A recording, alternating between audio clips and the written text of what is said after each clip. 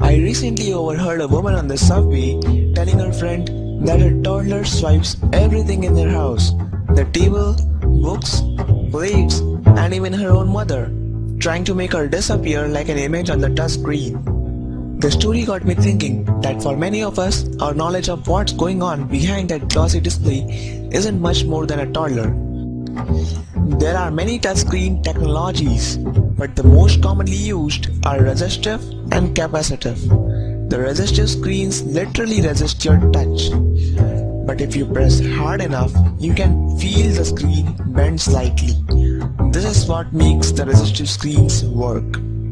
There are two layers in resistive touchscreen, the conductive layer and the resistive layer. These are separated by tiny dots called as spacers. The electric current runs through the yellow layer at all times, but when you touch the screen, the resistive layer comes in contact with the conductive layer.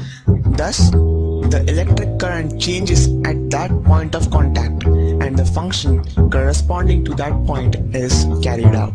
Resistive screens are durable and consistent, but they are harder to read because of multiple layers which reflect more ambient light. Ambient light is the surrounding light reflected back from the screen, making the text harder to read. Unlike resistive touch screens, capacitive screens do not use the pressure of your finger to create a change in the flow of electricity. Instead, they work with anything that holds an electric charge, including human skin. Capacitive touch screens are constructed from materials like copper or indium tin oxide that stores electric charges in an electrostatic grid of tiny wires, each smaller than a human hair. There is a glass substrate, a conductive layer, a protective coating, a controller, and electrodes at the corners. The electrodes apply a low voltage to the conductive layer, creating a uniform electrostatic field.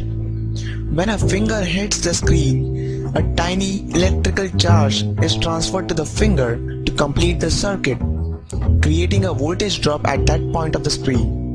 The location of this voltage drop is recorded by the controller, and this is how capacitive touchscreen